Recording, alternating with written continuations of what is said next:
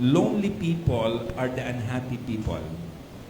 Isa po sa mga pinakamalulungkot na tao, bukod yan sa katabi mo na hindi mangiti, ay yung mga lonely people. Yung mga taong nag-iisa, pakiramdam nila nag-iisa sila. Feeling alone is a bad feeling. Isa itong masamang pakiramdam or maramdaman ng isang tao. Kasi yung aloneness, pwedeng may kasama ka but you feel alone. Akala mo may kasama ka pero lahat pala wala. Lonely people have divided mind. Wala yung focus. Yan yung mga taong malayo ang tingin, wala namang tinatanaw. Akala mo ay nakatingin sa'yo, nakikinig, tas ang sagot ay, ha. Yan yung mga, merong mga dinadaanan sa buhay. Loneliness is not always obvious. Minsan, akala mo okay ang tao. Kahit yung katabi niyo, tingnan niyo. Sige. Di ba mukhang okay? Pero di okay yan. Maraming gastos yan nung Pasko. At magbabawi yan. Biruin mo kasi, di ba, nakakatakot ang mga inaanak natin. Isa lang ang inaanak mo, 10 ang kasama. Sino ba naman hindi malulugi ngayong Pasko? Kaya di mga mangiti, ubus na ang lahat. Magre-refill ulit tayo.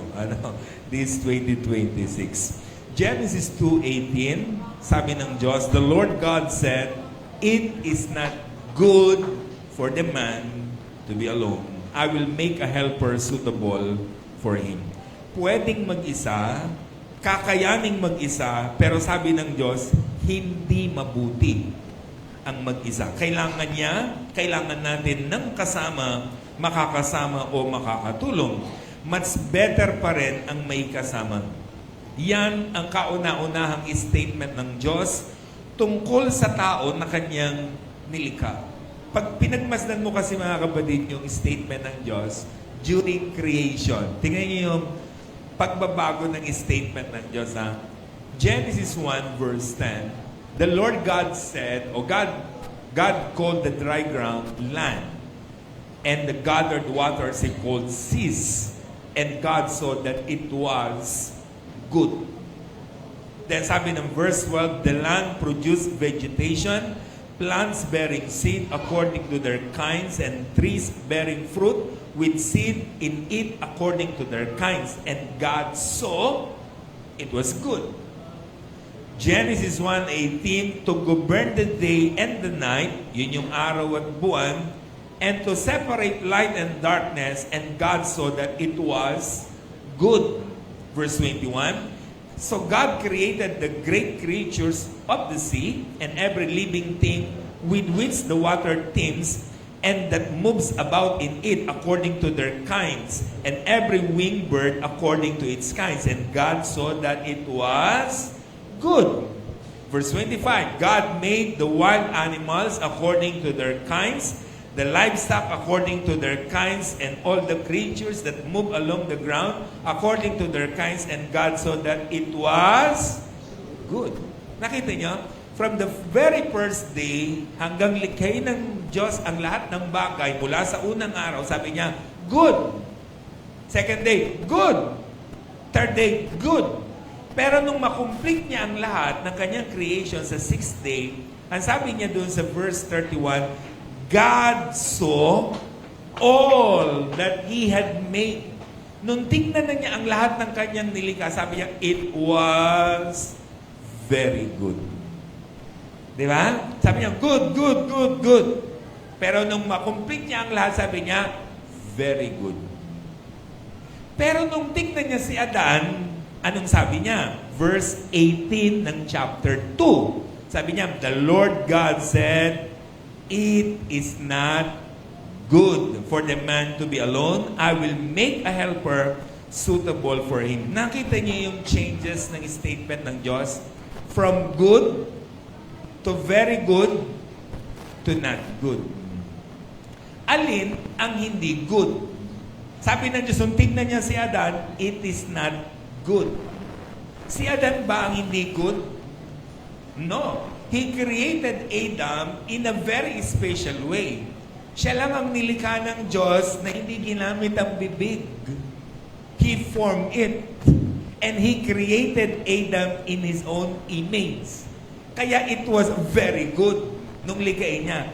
Kaso nung pinagmamasdan niya, sabi niya, it is not good for Adam na to be alone. Alin ang hindi good? To be alone. Kaya loneliness is not good. Hindi yan good sa atin. Hindi yan mabuti, hindi yan makakabuti sa atin. Kaya naman, nagpa siya ang Diyos na igawa si Adan ng makakasama. Pero alam niyo bang hindi muna si Eva ang nilikha niya? Kasi akala natin agad, nung ligay niya si Adan, sabi ng Diyos, it is not good for a man to be alone. Ginawa niya agad si Eva. No! Alam niyo agad ang nilikha ng Diyos? Chapter 2, 18 to 20. Matapos gawin ang lahat ng ito, sinabi ni Yahweh, hindi mainam na mag-isa ang tao. Bibigyan ko siya ng makakasama at makakatulong. Sino yon? Kaya lumikha siya ng mga hayop sa parang at ibon, ipapawid, inilapit sa tao, ipinaubaya dito ang pagbibigay ng pangalan sa mga iyon. Kung ano ang kanyang itawag, yun ang magiging pangalan nila. Ngunit, wala isa man sa mga ito ang angkop na kasama at katulong niya. Sabi ng Diyos, it is not good for Adam to be alone. So anong ginawa niya? Nilikha niya yung mga ibon, nilikha niya yung mga hayop. Naglumikha siya ng giraffe, tas nilikha niya yung unggoy, tas nilapit kay Adan. Imagine nyo kung nagustuhan ni Adan yung unggoy. Di ba? Kasi yun lang ang parang medyo kahawig niya eh. Diba, medyo parang may similarity. Yung unggoy. Kasi pag giraffe, hindi naman bagay. Yung elepante, hindi bagay. Pero yung unggoy, parang tinitigan siguro ni pwede na ba ito? Di ba? Pero sabi ng Diyos, wala ni isa pa rin ang suitable for Adam. Hindi bagay pa rin kay Adan. Dito pumasok ang paglikha niya kay Eva. Kaya sabi ng 21 to 23, kaya't pinatulog ni Yahweh ang tao. Samantalang nahihimbing, kinuha niya ang isang tadyang nito at pinaghilam ang laman sa tapat niyon. Ang tadyang na ito'y ginawa niyang isang babae. Inilapit sa lalaki, sinabi ng lalaki, sa wakas! Narito ang isang tulad ko, laman ng aking laman, buto ng aking buto, babae ang siya itatawag sa kanya, sapagkat sa lalaki nagmula siya. Nakita niyo? Nung makita ng Diyos si Adan na nag-iisa, sabi niya, hindi maganda kay Adan ang mag-isa. Gagawa ko siya ng makakasama. Pero nung gawin niya ang mga hayop, hindi bagay.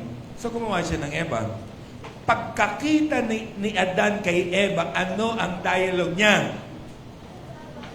Sa wakas!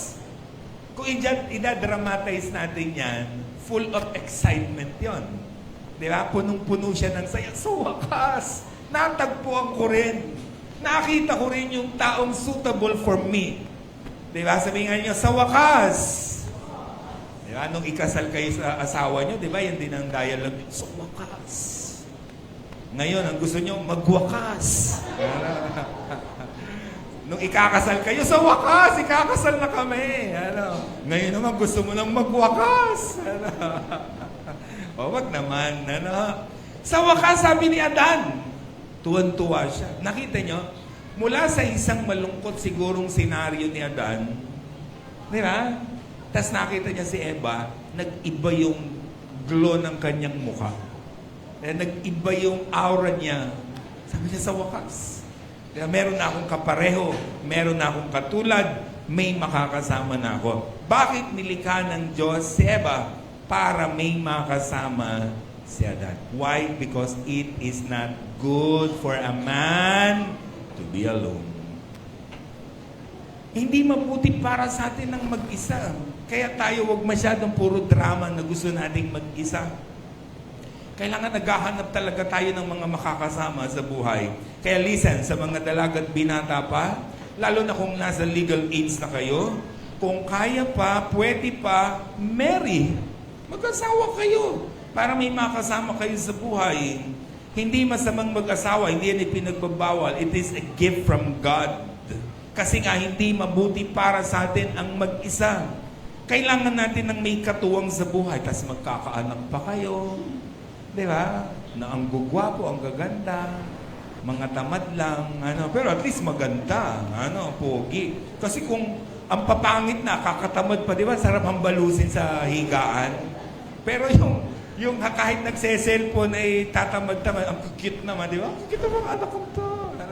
Hirap hambalusin, oh. Pero yun nga, napakasarap na meron tayong mga kasama sa buhay. Pero, wag basta-basta kukuha. Sabi nga nila, di ba? Yung iba kasi, dahil masyadong nape-pressure, kasi tayo masyadong pine-pressure natin yung mga member of the family natin na tumatanda na, wala pang girlfriend, wala pang boyfriend. Ano lagi sinasabi natin? Ikaw kailan? Di ba? Wala ka pang boyfriend, wala ka pang girlfriend, kailan ka? Laging ganun ang dialogue, di ba? Sa mga tumatandang member of the family, merong ang maglola. Yung apo niya, tumatanda na. Ngayon, every time na pupunta sila sa wedding, sasabihin ng lola, apo ha, you're next. Dapat ikaw na ang susunod. Kada kasal, yun ang dialogue ng lola. You're next, apo ha. Nainis yung apo. Nagpunta sila sa lamay. Sabi niya, lola, you're next ha. Kaya huwag niyong anuhin yung you're next na. Marami kasing mga nag-aasawa, di ba, nai-stress sa mga ganong mga bagay. So, hindi naman minamadali yun. Di ba? Kasi kung si Adan naghanap ng makakapareho niya, anong makikita niya? Sabi ko nga sa inyo, ang medyo kapareho lang niya, unggoy. Imagine niyo, unggoy ang nanay natin. Anong itsura natin? Ganun ang point. Hindi niya hinanap yun. Ibinigay ng Diyos si Eva sa kanya. Kaya yung mga asawa natin, ibinigay ng Diyos sa atin yan. Diba? Hindi hinahanap yan. Kasi lalo sa mga kabataan pa, huwag niyong hanapin. Hilingin niyo sa Diyos, ibibigay niya yun. Pero huwag niyong papangalanan. Yung mga kabataan kasi nagpapangalan na. Lord, gusto ko po si ganon. Hindi yun, parang minanipula mo ang Diyos pag gano'n. Hihilingin natin kung anong gusto natin at babagay sa atin. Sabi nga ng Kawikaan 31:10, mahirap makakita ng mabuting asawa. Mahirap. Tama ba? Mahirap? Tamo agad yung mahirap. Diba? Mahirap. Mahirap talaga. Bakit? Kasi binibigyan ng Diyos. Kawikaan 19:14, bahay at mga kayamanan, minamana yan sa magulang. Ngunit ang mabait na asawa, galing yan sa Panginoon.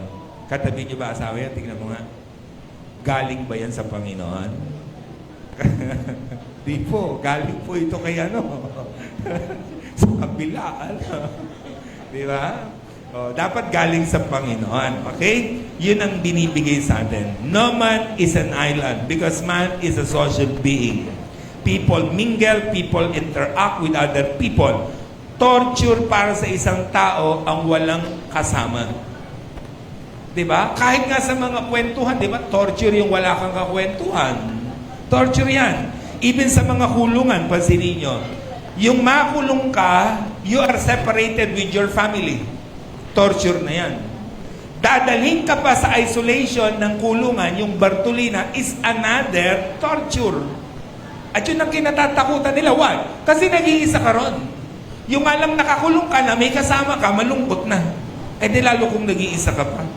Tingnan nyo si Juan. Apokalipsis 1:9. Akong si Juan na inyong kapatid at inyong karamay sa kapigatian at sa kaharian at pagtitiis na kay Jesus ay nanasa sa pulo na tinatawag na Patmos dahil sa salita ng Diyos at sa patutuo ni Jesus. Bakit si Juan na alagad ni Jesus nasa isla ng Patmos? Imagine nyo, isla ng Patmos, ha? Bakit siya naroon? Hindi para mag-camping, hindi para mag-swimming, hindi para magbakasyon, hindi Boracay ito. Di ba? Bakit siya naroon? Kasi pinarurusahan siya ng Roma. Persecution kasi. Hindi siya binalatan ng buhay. Hindi siya pinako sa krus. Hindi siya sinaksak. Hindi siya pinugutan ng ulo. Pero tinorture ang damdamin niya. Why? Kasi dinala siya sa isang lugar na mag-isa siya. Kasi parusa yun. Di ba kahit sa mga chismosa, mga marites, ako, talagang parusa yung wala silang makakwentuhan. Dahil hindi nila kayang hindi sabihin kung anong nalaman nila. Di ba? Kasi torture yung wala kang makakausap. Si Juan mag-isa sa isla ng Patmos. Tinotorture siya dahil dun sa ganung bagay. Aloneness ang parusa sa kanya. Mangangaral 4-10. Ang dalawa ay mabuti kaysa isa. Mas marami ang bunga ng anumang gagawin nila kapag nabuwal ang isa, maitatayo siya ng kanyang kasama. Kawawa ang nag-iisa pagkat walang tutulong sa kanya kapag siya'y nabuwal. Nakita yung statement ni Haring Solomon. Sabi niya, mabuti ang may kasama. Kawawa ang walang kasama. Bakit daw? Nadapa ka, nabuwal ka. Pag mag-isa ka, walang tatayo sa'yo. Pag may kasama ka na dapa ka, at least may tatawa. Bago ka itayo. Ay, itatayo ka naman, tatawa muna sila. Kaya sabi niya, mabuti ang merong kasama. Napakahalaga niyan sa buhay natin. Listen, the missing link, the forgotten ministry in churches today is the ministry of companionship. Dahil hindi tayo marunong sumama, makisama, makibahagi, makibagay sa kapwa-tao. Ayaw nating makipag-close. Kahit nga minsan, di ba, at tatagal nang magkakasama sa church, hindi pa rin magkaka-close.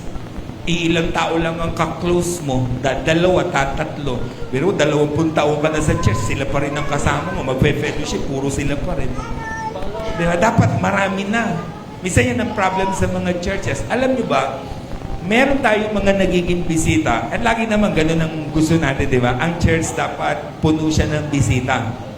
At alam nyo, hindi pa nauupo ang bisita, buo na sa loob niya. Kung babalik siya o hindi. Tama? Kahit kayo, di ba? Kahit tayo pupunta sa isang kainan, sa isang restaurant, di ba? Hindi pa tayo sumusubo, alam na natin, babalikan ko to. Kasi very well, wine-welcome ka. Diba? Pero kapag halimbawa, utos ka ng pengen tissue, andali po, ganun ang mga crew. Anong gagawin mo? Hindi na ako babalik dito. Last ko ng kain. Tama? Kasi kapag magandang makisalamuha, makisama, yung mga tao, babalikan tayo. Kaya napakahalaga niyan. Ang problem sa atin, ayaw nating makipag-close. Bakit? Naku, pag naging close kami nito, utangan ako nito. Huwag na lang kami maging close. Lagi ito magpapalibre pag kami naging close. Bisa ganun tayo. Ayaw natin ng connection doon sa tao. Tingnan niyo to. Tingnan niyo nasa likod niyo. Sige, tingnan niyo nasa likod niyo. Tingnan niyo. Nasa likod. Di ba tinalikuran kayo? Sabi ko sa inyo, ayaw kayong makita. Pero ano lang yun, joke lang yun, pero yun ang reality ko minsan sa mga churches. Hindi tayo marunong makibahagi, makipag-connect sa tao, pero yun ang napakahalaga. Kasi kailangan ng tao yung pakikisalamuhan natin. Kaya pakibati mo katabi sa'yo, good morning. Ngitian mo. Di ba? Sabi mo, ngiti. Baka 2 weeks nang hindi ngumingiti yan. 2 weeks nang walang bumabati, pero binati mo siya. Nag-iba ang aura niya sa buhay kasi napakahalaga niyan sa atin. The Bible has lots of teaching about loneliness. Kasi ayaw ng Diyos na tayo ay maging alone, makaramdam ng aloneness. Kaya the most repeated promise of God in the entire Bible, from Old Testament up to New Testament, I am with you. Sasamahan kita. Lagi niyo akong kasama. Hindi ko kayo iiwan. Laging yan ang promise ng Diyos. Old Testament pa lamang, yan ang promise niya. Sasamahan ko kayo. New Testament, ang promise niya, sasamahan ko kayo. Laging ganyan ang pangako ng Panginoon. Diba? Sa buhay natin. Sinamahan tayo ng Diyos sa 2025 natin, sasamahan niya ulit tayo sa 2026. Nahaharapin natin sa buhay na ito. Diba? Kasi yan ang pangako ng Diyos sa atin. Do you remember COVID-19? Alam niyo, yan ang sumira ng disenyo ng Diyos eh. Kasi ang design ng Diyos, we as people created by God to mingle, with others. Diba? Ang tayo makisalamuha sa tao. Ayaw nga niya na ang tao nag-iisa eh. Kaya nga niya ginawa si Eva kasi ang gusto ng Diyos, ang tao may kasama. Pero sinira ng COVID-19 yan dati. Kasi meron laging social distancing. Ngayon na lang tayo nagdidikit-dikit.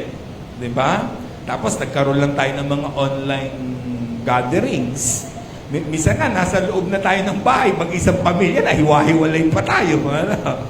Ganun na nangyari sa atin. Di ba? O, ganyan ang ginawa. Biruin mo, namatay ang isang tao, wala man lamang dumamay.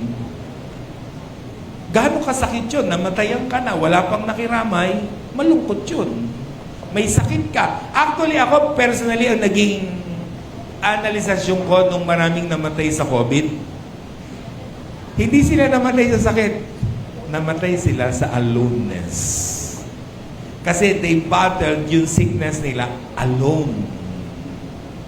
Gaano kasarap yung meron kang kasama, yung may sakit ka, halimbawa. Di ba pag may sakit tayo, nasa ospital tayo, may dumalaw, kahit hirap na hirap kang ganyan, tatayo ka. Tama? Magpapakitang gilas ka, hindi, malakas na ako. Pag alis ng bisita, higa ako, hirap na hirap ako. Totoo, hindi? Totoo, di ba? Pero kapag may dalaw, pakitang gilas ka, lakas-lakas. Kasi meron kang kasama. Kaya maraming namatay ng COVID. Kasi hinarap nilang mag-isa ang sakit. Masarap humarap sa mga hamon ng buhay na meron tayong mga kasama. Meron tayong mga katawan. At yun ang pangako ng Diyos sa atin. Hindi niya tayo iiwan. Hindi niya tayo pababayaan. So it is not good for all of us to be alone. God created us to have friends, to have someone to be with, to have relationship with others, to enjoy companionship. Kaya always connect and reconnect with others. Dapat ganun tayo. Lagi tayong kumukonekta. Kaya yung cellphone, di ba, yan ang goal niya, to connect people, to connect lives. Pero ang problema, yung gadget, sinira yung relationship eh. Bakit? Ang cellphone o gadget, pinaglalapit ang malalayo. Totoo yun. Di ba noon, alam na alam nyo yung communication natin, ang tagal. Yung mga nagliligawan, sulat lang. Bago rumating sa kanila. O kaya pag nasa abroad, para kang kung ano, kinakausap mo yung kaset. O, kumusta ka na? Biruin mo, hindi yun, baliktaran pa yun. Imagine mo, gaano karaming kwento yun. Tapos yun namang asawa mo, pagdating doon ng kaset, nung tape mo, papakinggan naman niya. Ganun lang ang communication natin. Pero ngayon, kahit araw-araw kang tumawag, kahit malayo sila, para silang nariyan. So thank you sa gadget. Pero ang masaklap, pinaglalayo ang malalapit. Kaya bakit? Nasa isang bahay, kanya-kanyang gadget. Di ba ganyan na eksena natin sa bahay? O, huwag niya kayong magmaang-maangan, lahat tayo ganyan. Yayayain pa pamilya, uy, kakain tayo sa labas, ha? Oh. Kakain sa labas, nag-usap ba? Wala nang nagkukwentuhan pamilya ngayon. Kaya kakain sa labas, lahat sila naka-gadget. Bibitawan lang ang gadget, kakain na. Di ba? Umuwi sila na hindi man lang nagkausap. Samantalang noon, di ba? Pag lumabas tayo, nagkukwentuhan talaga, masaya. Kasi kinukonekta natin talaga. Nakikipag-usap tayo. Diba, sa ating pong pamilya, yun ang ginagawa natin. Dapat. Dahil yun ang mahalaga to connect, lalo na sa ating pong mga anak. Huwag tayong papayag na pinaglalayo tayo ng mga gadget. Mahirap ang mag-isa, delikado ang mag-isa, bumibigat ang problema pag nag-iisa tayo. Kaya maghanap tayo ng makakasama. Sabi nga, companions multiply our joy and divide our sorrow. Yan yung mga kasama eh. Humahati sila sa bigat na meron tayo at nagdadagdag naman sila ng ligaya na dapat nadarama natin sa buhay. Aloneness and feeling alone is one of the worst thing to happen to everybody. Malungkot ang nag-iisa, mahirap ang nag-iisa. Diba? And aloneness is not always being alone. It is a feeling that no one cares. May kasama ka sa bahay, pero pakiramdam mo wala sila. Di ba may ganyang moment? Bakit? Kasi wala mang pumapansin sa'yo. tatay at nanay mo, rarating, aalis. Ganun lang yan eh. Kaya nga, walang communication na sa bahay eh. Meron nga isang bata, sabi niya sa nanay niya, Nay, yung aking pantalon, pwede bang putulin ninyo, masyadong mahaba? Kasi a-attend ako ng party. Sabi nung, nagmamadali ako sa tatay mo na. Sabi niya, Tay, pakiputulan po ng konti yung aking pantalon. Ay, nagmamadali ako sa ate mo na. Yung ate naman, ate po, pakiputulan. Walang kumausap, umalis lahat. So, yung bata ang nagputol, tas naligo na siya. Naisip nung nanay, sabi niya, kawawa naman yung anak ko. Baka magtampo, bumalik. Pinutol yung pantalon. Umalis. Sabi ng tatay, baka magtampo yung anak mo. Bumalik, pinutol din yung pantalon. Ganon din yung ate. Paglabas ng anak, ano na kaya yung pantalon niya? Short na. Di ba? Kaya nga napakahalaga ng komunikasyon. Di ba? Sa family natin, kinakausap mag isa't isa. Kasi merong mga moments sa buhay natin, may kasama ka pero parang wala. Minsan nga kahit sa trabaho, ang dami nyo sa trabaho pero parang mag-isa ka. Kasi di ka naman tinutulungan ng mga kasama mo. Di ba? Sa church, ang dami-dami natin pero you feel alone. Kasi wala man lang bumabati sa'yo, wala man lang kumukumusta sa'yo. Sila-sila lang rin. Minsan ganun tayo sa church, di ba? Pero yun magkasama na kayo araw-araw, tapos pagin sa church, magkasama pa rin kayo, magpalit muna kayo ng sasamahan. Di ba? Kwentuhan naman ninyo yung iba, batiin natin ng iba. Kasi napakahalaga niya. Baka meron silang problema na hindi nila kayang dalhin, pero kinausap mo, kinumusta mo, nagkakaroon tayo ng pagkakataon to minister with them. Diba? Sabi po ng Bible, mga kapatid, unang hari, 11:4. At mag-isang pumunta sa ilang, pagkatapos ng maghapong paglalakad, naupo siya sa lilim ng isang puno, sa Elias po ito, at nanalangin ng ganito, Yahweh, kunin na po ninyo ako. Ako po hirap na, mabuti pang mamatay na ako. Take note that word, mag-isa siyang pumunta sa ilang. Mag-isang naglakad, maghapon. Verse 9, sumagot si Elias, Yahweh, Diyos na makapangyarihan sa lahat, ikaw lang po ang pinaglilingkuran ko sa tanang buhay ko. Subalit sinira po ng bayang Israel ang kanilang kasunduan sa inyo. Winasak nila ang inyong mga altar. Pinapatay ang inyong mga propeta. Ako na lang pong mag-isa ang natitira. Nakita niyo? Mag-isa siyang naglakad. Pakiramdam niya, nag-iisa na siya. Anong sabi niya? Lord, gusto ko na pong mamatay. I want to die. Mag-isa na lang po ako, please. Patayin na rin po ninyo ako. Yan ang kanyang panalangin. Diba? Yan ang kanyang hinihiling sa Panginoon. Buti hindi ibinigay. Kasi, kaya kayo, ingat kayo sa hinihingi sa Diyos. Baka ibigay. Ano? Buti hindi binigay. Nakita nyo, si Elias, meron siyang problems, plus aloneness is equal to suicidal thoughts. Basta ang tao na problema, ang tao ay naramdaman niyang mag-isa lang siya sa battle niya, sa problema niya, hindi malayong mag-isip yan na mamatay. Itong propeta na nga ng Diyos to ha, Elias po ito, mga kapatid. At sabi niya, gusto ko nang mamatay. Tayo pa kaya na mga ordinaryong mga mananampalataya? Diba na kapag nakaranas ng ganyang mga kabigatan, pwede nating isipin yan. At ayaw ng Diyos yun. Nakita niyo si Joseph Cabral, mag-isa, tumalon, patay. Kung may kasama yon, tingin niyo, tatalon yon? Kung kayo ang kasama yon, sa tingin niyo, tatalon siya? Baka po isama pa po ako. Baka isama ka pa, ano? Hindi naman, ano? Ang tao kasi nakakaisip ng gano'n. Kaya tayo, kapag namumroblema, piliing may kasama. Tayo kasi ang problema ganito, pag may problema, sasabihin sa'yo, kumusta ka? May problema ka ba? Anong sagot natin? Iwan mo muna ako. Gusto kong mapag-isa. Di ba? Maraming nagsabi niya, patay na. Tapos ano bang gagawin natin? Papasok sa kwarto, maglalak, papatayin ng ilaw, magpapatugtog ng malungkot. Tingin mo, lalabas ka pang buhay? Di ba? Yun ang ibig sabihin yan. Kaya napakahalaga na tayo po ay pumipili ng may makakasama sa ganyang mga moment.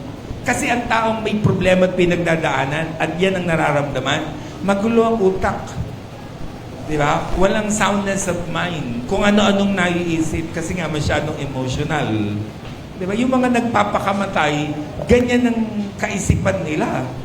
Ano po, kaya nila nagagawa. Ano po yung ganyang mga bagay. Ayaw nilang gawin, pero dahil naroon sila sa ganung sitwasyon mag-isa, at nararamdaman nilang mag-isa sila, kaya nangyayari yung ganung mga bagay. Juan 11:17 hanggang 19. Pagdating ni Jesus, nalaman niyang 4 na araw nang nakalibing si Lazaro.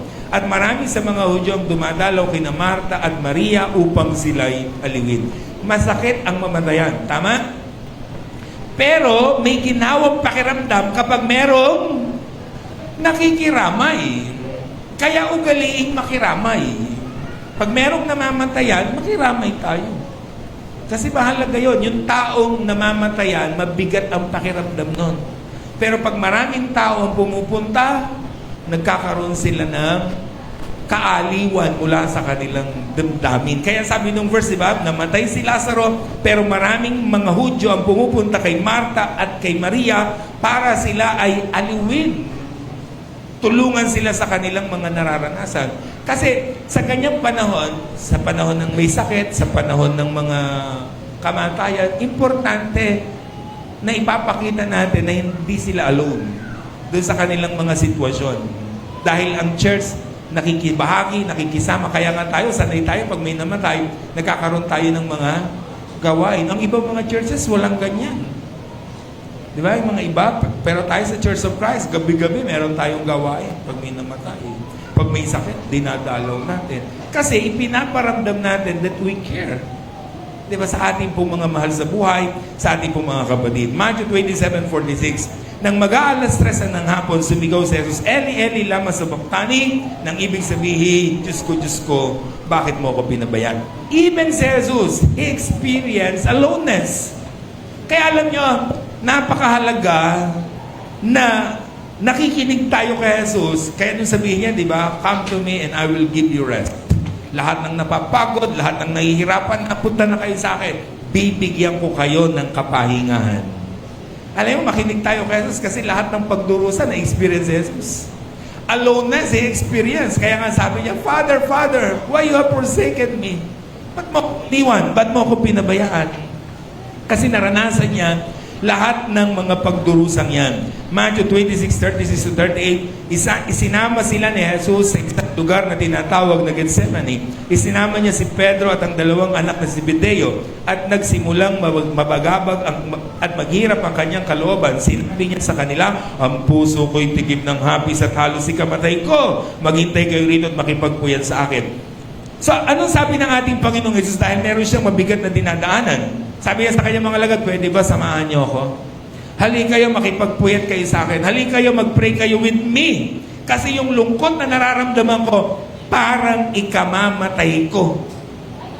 Grabe yung lungkot na yun. Grabe yung pain na nasa puso niya. Sabi niya, parang ikamamatay ko ito, kaya please. Sabi niya sa kanyang mga lagad, pwede ba samahan niyo ako? Nakita niyo si Jesus? Hindi siya nagtataboy ng tao. Si Jesus na yun, ha? Pero pinili pa rin niyang may kasama. Tapos ikaw, taboy ka ng taboy. Diba? Si Jesus nga gusto niya may kasama. Matthew 26:39. Pagkalayo ng kaunti, nagpatira pa siya na nalangin Ama ko. Kung maaari, ilayo mo sa akin ang sarong paghihirap na ito, gayon man huwag ang kalooban ko, kundi ang kalooban mo ang mangyayari. Binunyag ni Jesus ang nagpapahirap ng loob niya. Yung paparating na pagdurusa. Kaya sabi niya, Father, kung ako lang pwede ba, pass na lang. But not my will, but your will be done. Sabi niya sa kanyang Father. Pero, ibinunyag niya kung ano ang nagpapabigat ng kanyang nararamdaman, napoporsinan niya yung magaganap sa kanya na pagpatay sa kanya sa krus. Mabigat yun. Mahirap yung dadaanan niya. Kaya sabi ng Luke 22:44, tigib ng hapis siya na nalangin ng lalong taimtim. Tumulo sa lupa ang kanyang pawis na animoy malalaking patak na dugo. Diba, mga symbolic, dahil sobrang pagdurusa, yung pawis niya parang pumapatak daw na dugo. 26:40 and 41, nagbalik siya sa adinat na niyang natutulog ang tatlong alagad. Sinabi niya kay Pedro, talaga bang hindi kayo makapagpuyat? Nakasama ko? Kahit 1 oras lamang, magpuyat kayo at manalangin. Yun ang masaklap. Nakakaramdam si Jesus ng pag-iisa, pangungulila, sobrang bigat ng pakiramdam, na halos ikamatay niya. Kaya sabi niya sa kanyang mga alagad, pwede ba samahan niyo ako? Ang problema, sinamahan siya, pero tinulugan. Yan ang sinasabi natin. Di ba? Feeling aloneness. Feeling alone. May kasama ka, pero parang wala. Tinulugan siya ng kanyang mga alagad. Di ba parang eksena lang sa ospital yan? Sa ospital, yung bantay ang binabantayan. Diba? Yung may sakit, hindi natutulog kasi yan eh. O, siya ang nagbabantay dun sa... Sabi, sige matulog ka. Tulog naman yung bantay. Yung pasyente hindi nakakakain. Sinong kain ng kain? Yung bantay. Kaya after 1 week, 2 weeks na confinement, yung bantay, mamula-mula ang pisngi. Parang nag-abroad. Di ba? Nananaba, magputi-puti, dahil kakakain, sila laging tulog. Ganun na nangyari kay Jesus. Nagsama siya para samahan siya, pero tinulugan siya. Gano'ng kasakit yun para kay Jesus? 47 to 50, nagsasalita pa si Jesus nang dumating si Judas, isa sa 12, may kasama siyang maraming tao na may dalang mga tabak at mga pamalo. Galing sila sa mga punong saserdote at matatanda ng bayan. Bago pa sila dumating doon, ibinigay na ng taksil ang ganitong hudya. Ang hagkan ko o halikan ko ang siyang nating pakay. Dakpin ninyo agad. Kaya't nilapitan ni Judas si Jesus at binati, magandang gabi po, Guro. Saka hinagkan at nilapitan siya ng mga tao at dinakip. A very sorrowful moment. Bakit? Yung itinuturing niyang alagad, tinuturing niyang kaibigan, yun ang nagtaksil sa kanya. Pero inyo, ipinagkanulo siya ni Judas. Gano'ng kasakit yung para kay Jesus?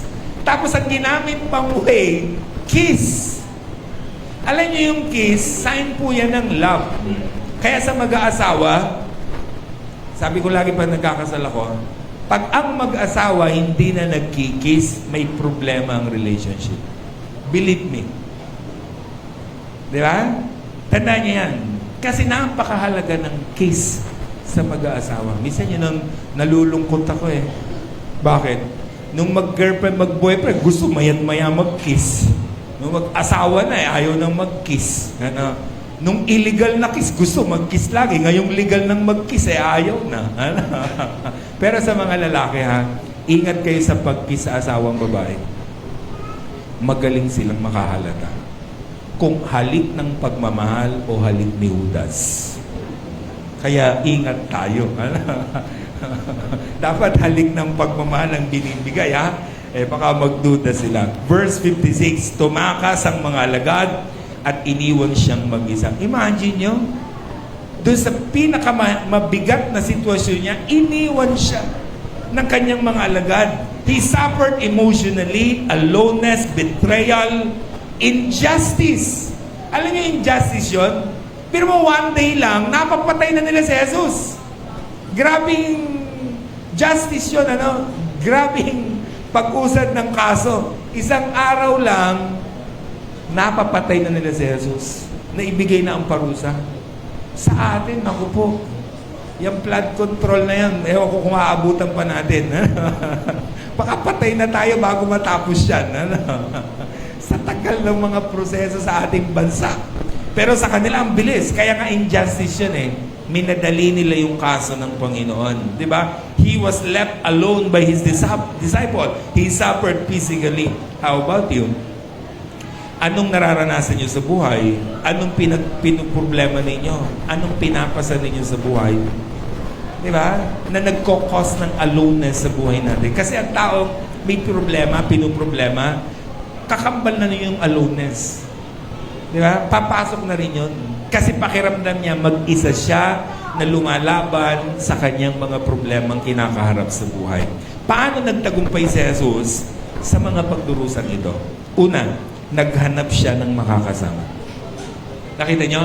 Company, friends, someone to lean on. Naghanap siya ng makakasama. Pinili ni Jesus na magdusa na merong kasama. Diba? Kahit nga nung magpasan siya ng krus may kasama siya Matthew 27:55 to 56. At nangaroon ng maraming babae na nagsisipanood, buhat sa malayo, na nagsisisunod kay Jesus buhat sa Galilea, na siya'y kanilang pinaglilingkuran, na sa mga iyo'y si Maria Magdalena, si Maria na ina ni Santiago at si Jose, at ang ina ng mga anak ni Zebedeo. Habang may pasan na krus si Jesus, anong ginagawa daw ng mga Maria? Sumusunod! And take note, pinaglilingkuran nila si Jesus. Ano kayang ibig sabihin ng pinaglilingkuran dito? Pinupunasan ng dugo, pinupunasan ng pawis, pinapainom. We don't know. Basta ang sabi roon, hindi nila iniwan, sinamahan nila. Nakita nyo? Ano pa? Matthew 27:32. At paglabas nila sa kanilang nasa lubong ang isang taong taga Sirene ng pangalan Simon, ito'y kanilang pinilit na sumama sa kanila upang pasanin niya ang kanyang krus. Dahil sa torture na naranasan ni Jesus, hindi na niya kaya magbuhat ng krus. May nagbuhat para sa kanya. Si Simon taga Sirene. Sabi pa ni Jesus, huwag mong gagalawin yan. Akin lang yan. No. Hinayaan niya na merong tumulong sa kanya. Tapos ikaw ayaw mo may tumulong sa iyo. Pag may problema tayo, kailangan natin ng tulong. So make and keep friends para merong tumulong sa atin sa kanyang mga bagay. Tandaan niyo palagi, in good times, people need people. Pag merong maganda nangyari sa buhay natin, we need people. May achievements ka, may victory ka sa buhay, meron kang mga tagumpay, kailangan natin ng tao. Mahirap mag-celebrate mag-isa. Tama? Kailangan natin ng tao na magse-celebrate with us dahil sa mga achievements natin. But also, in bad times, people need people. Lalo na, kailangan natin ng mga kasama sa mga moment na tayo nag-iisa, nagdurusa sa buhay. Kaya, extend yourself to those in need. Sa buhay na ito, dalawang bagay lang ang lugar natin. Ikaw ang tumutulong o ikaw ang tinutulungan. Ikaw ang nagbibigay o ikaw ang tumatanggap. Diba? Ikaw ang may sakit o ikaw yung dumadalaw sa may sakit. Pero ganun lang ang buhay. Sabi nga parang gulong, palitan lang yan. Ikaw ngayon ang nagbibigay, bukas ikaw naman ang bibigyan at tutulungan. Life is a two-way street. You give, you receive. Ganun lang ang buhay. Ngayon tumatanggap ka, bukas magbibigay ka. Para lang yung inhale, exhale. Hindi pwedeng puro inhale. Try nga ninyo, puro inhale kayo. Gusto nyo? Try natin. Inhale. Inhale. Mamamatay tayo noon. Ano? Di rin naman pwede puro exhale. Tama? Kailangan inhale, exhale, inhale, exhale, inhale. Diba? Yun ang cycle. You receive, you give, you receive, you give, you receive. You help, diba? Ikaw ang tumulong, ikaw ang tutulungan. Ganun lang ang buhay sa mundo. So always extend yourself with other people para makatulong tayo sa kanila. Galatians 6:7, dahil kung anong inihasik ng tao, yun ang kanyang ani. Strengthen human connection. Kailangan pinatitibay natin yung connection natin sa kapwa natin. Pinatitibay natin ang relationship natin sa kapatiran, yung relationship natin sa kamag-anak, yung relationship natin sa kung kani-kanino. Kasi yan ang tutulong sa atin sa ganyang mga moment ng buhay natin. Kahit lalo na mga kapatid natin. Sabi nga nila, ang kapatid ay kapatid kahit anong mangyari. Pero yun ang malungkot, magkakapatid silang naglalaban-laban dahil lang sa kapirasong lupa. Diba? Maganda raw yan sa Christmas party ng family, agawan ng mana. Ano? Sabi ng Kawikaan 27:10, huwag mong pabayaan ang iyong kaibigan, ni ang katoto ng iyong magulang. Kung ikaw ay nagigipit, huwag sa kapatid lalapit. Higit na mabuti ang kapitbahay na malapit kaysa isang malayong kapatid. Ang turo ni Solomon, makipagmabutihan ka sa kapitbahay mo. Kasi siya ang malapit. Kahit yung kapatid mo, diba, ay malayo naman. Kahit kapatid mo, hindi kanya matutulungan sa oras na pangangailangan. Kasi ang layo niya. Sino tutulong sa'yo? Inaatake ka ng ganyan. Tol, isugod mo ko sa 5 oras ang biyahe niya. Yung kapitbahay mo, buti nga sa'yo. Diba? Diba? Kung wala tayong good relationship with them. Kaya dapat nakikipagmabutihan tayo sa mga kapitbahay natin. Kasi noong unang panahon naman, di ba mga magkakapitbahay, ngayon lang yung parang pag magkapitbahay, magkakaaway eh. No, pag magkakapitbahay, talaga namang magkakasundo yan. Hiraman ng gamit, bigayan ng ulam, nagluto si kapitbahay, may ulam ako, isang mangkok. Dala ng dala. Di ba ganun? Nawili, araw-araw, dinadala ng ulam na isang mangkok.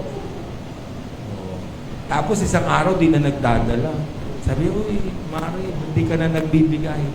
Kasi lahat ng bangko ko nasa inyo na. Di ka nagsusuli.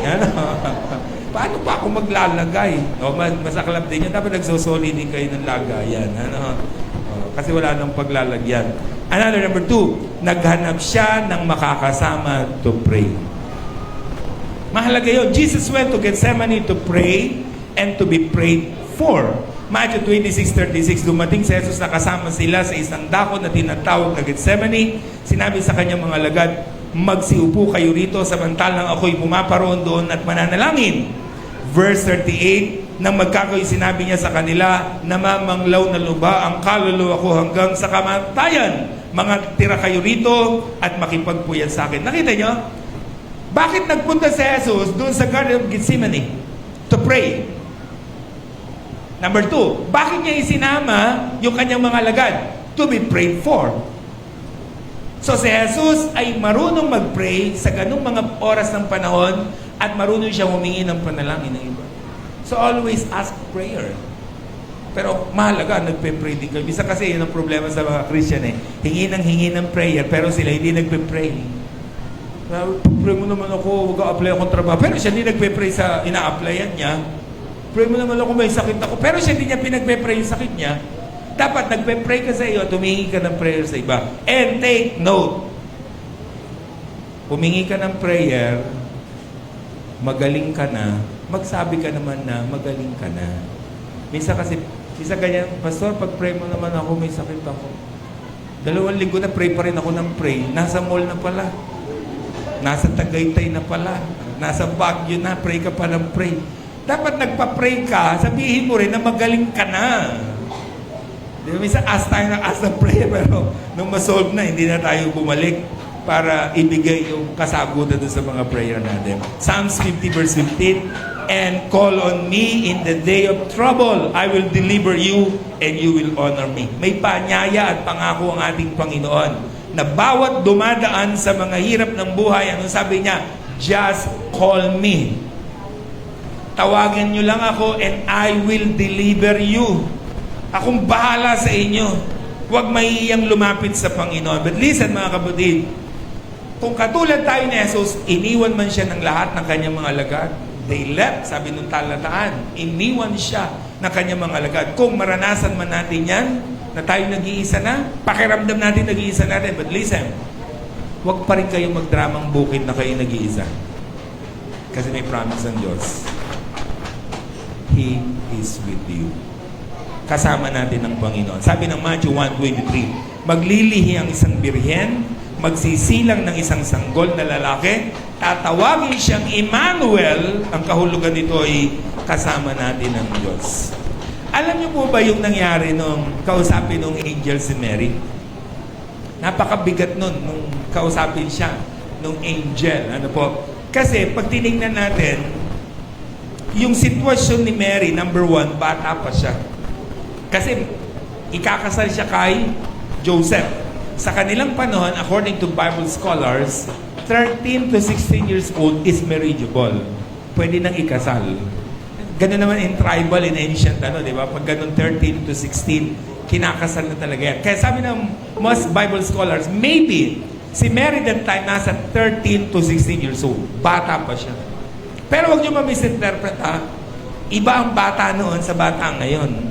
Noon, yung 13 years old, marunong nang maglaba, marunong nang magluto, marunong nang maglinis ng bahay, marunong nang gumapas ng palay, marunong na sa bukid, marunong na sa buhay, nagtatrabaho na. Di ba? Ngayon, naku po, 18 na yung anak mo, tamad pa rin. 22 na, ikaw pa rin ang naghahanda ng isusuot niya. Mami, yung aking underwear. Biruin mo, hanggang ngayon, siya pa rin naghahanap nung para sa'yo. Masaklap yun. Hindi na mga natuto. So, bata pa si Mary that time. Number 2, pag tinignan natin, angel ang dumalaw. Alam niyo ba sa kanilang panahon, from Old Testament up to New Testament, pag dinalaw ka ng angel, matakot ka. Kaya lahat ng makikita niyo sa Bible, mas may dumating ng angel na natakot sila. Kasi dalawa lang ang message yan. It is good or bad. Blessing or curse. Punishment or reward. Ganun lang yun. Kaya sabi nung angel kay Mary, huwag kang matakot. Good news ang dala ko. Diba? Kasi nga nakakatakot yun. Tapos maraming marites na magpipiesta sa kanya. Kasi yun ang aabangan ng mga marites eh. Yung kanyang mga chismisan, hihiwalayan sa ni Joseph. Itatakwil siya ng kanyang pamilya. At napakalaking misyon na kanyang gagawin. Kaya, sabi nung verse, nagulumihanan si Mary nung ibigay yung message na yan. Sabi pa nga niya kay angel, di ba? Paano mangyayari yun? Dalaga po ako. Bakit? May meron bang imposible sa Diyos? Sabi nung angel. Pero nung sabi nung angel sa kanya, huwag kang mag-alala, Mary. God is with you. Sasamahan ka ng Diyos. Nakita niyo? Kahit nakakatakot yung sitwasyon, may pangako ang Diyos sa kanya. At saka yung ipapanganak mo, ang pangalan niyan, Emmanuel. Anong kahulugan daw nun? God is with us. Alam niyo po ba, isa po sa mga pinakaayaw natin, mag-isa tayong umaharap sa problema. Pag may problema tayo, gusto natin may kasama. Pag may sakit tayo, gusto natin may kasama. Pag namatayan tayo, gusto natin may kasama. Pag namumroblema tayo, gusto natin may kasama. Kailangan natin ng pamilya, kaibigan, kapatiran sa mga moments na mahirap ang mga dinadaanan natin sa buhay. Maraming nakakatakot sa mundo. Nakita nyo? Everything is getting worse. Napansin nyo? Panahon natin, yung weather natin, getting worse. Dahil sa global warming. Dati, pag September na burn na, giniginaw na tayo, ang sarap na ng lamig. Ngayon, December na, parang summer pa rin. Tama? Tapos pag umulan, sobrang ulan. Talagang bumabaha sa iba't ibang mga lugar. Grabe yung sitwasyon natin. Weather is getting worse. Sickness are getting worse. Ang mga sakit natin, papalala ng papalala. Diba? Dati pag sinabing ubod sipon lang yun. Ngayon may iba't iba ng tawag sa ubod sipon natin. Diba? Oh, may COVID na, may influenza, etc., etc. Papalala ng palala. Yung mga bilihin, papalala ng palala. Dati pag namili ka, 500 lang, isang bayong na ang dala mo. Ngayon, 500 mo, sibuyas pa lang yun. Ano? At kung ano nung pansahog pa lang, wala pa yung sasahugan mo. Di ba? Oh, everything is getting worse. Even nga mga itsura ng tao yata, getting worse na rin eh. Di naman, ano? Iba ang lakas ng loob na ibinibigay pag may kasama ka. Kaya di ba sabi nung angel kay Mary, kung mag-alala, sasamahan ka ng Diyos. Halimbawa, tingnan nyo, bakit merong driver na kahit wala siyang lisensya, ang lakas ng loob niya mag-drive? May kasama siya. Nakasakay si Hepe. Ano? I'm not saying na gawin niyo yun, ha? Sinasabi ko, ang tao lumalakas ng loob pag may kasama. Bakit? Kayo ba manunood kayo ng horror movie mag-isa? Hindi, di ba? Oh. Kahit kayo ay natatakot na ganyan, basta may kasama kayo, manunood kayo. Pag may kasama. O, pero pag walang kasama, hindi kayo manunood, maniwala kayo sa akin. O, di ba? Kasi iba ang lakas ng loob pag alam mong may kasama ka. At iyon ang pangako ng Diyos kay Maria. Natakot siya, nagulumihanan siya sa mabigat na misyon. Bata pa siya, pero sabi ng angel, God is with you.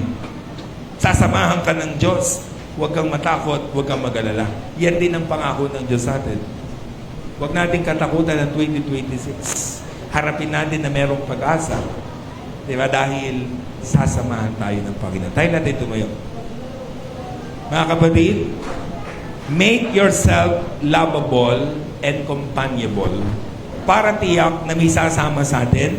Sasamahan tayo lalo na kapag nakakaranas tayo ng iba't ibang mga problema. Kasi minsan, di ba, may problema ka na ayaw ka pang tulungan kasi iba ugali mo. Diba?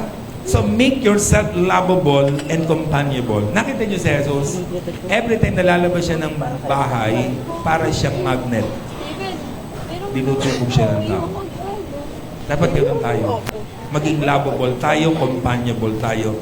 Para ang tao, kapag nakita nilang nagdurusa tayo sa buhay, maraming makikisimpatya, maraming tutulong, maraming magpapakita ng pagmamahal sa bawat isa sa atin. Pero in case na wala, iwan man tayo ng lahat, huwag pa rin kayong magdramang bukid. Bakit? Kasi may promise ang Diyos. Ang promise niya, He will never leave us nor forsake us.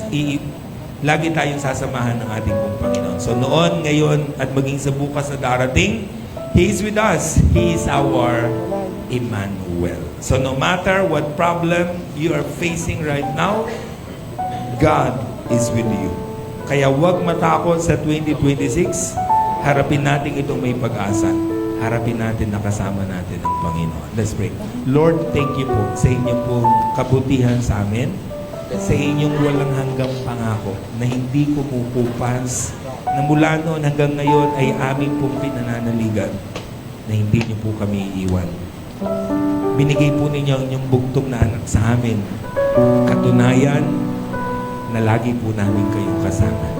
Kaya salamat po, Panginoon, sa pangakong ito. Maaring sa iba po sa amin, hindi naging maganda ang 2025. Marami kaming lungkot, marami kaming mga problemang dinaanan, marami kaming mga pagluha at pag-iisa. Pero nakakakita kami ng pag-asa sa taong darating. Dahil lagi po kayong nariyan, nangangako sa bawat isa sa amin na hindi nyo kami iiwan, hindi nyo kami bumabayaan. Kaya sa inyo ko po pinagkakatiwala, Panginoon, ang Taytay Church of Christ, i-bless nyo po sila in many ways. At patuloy po na maranasan nila ang inyong pagsama bawat araw ng kanilang buhay. In Jesus' mighty name.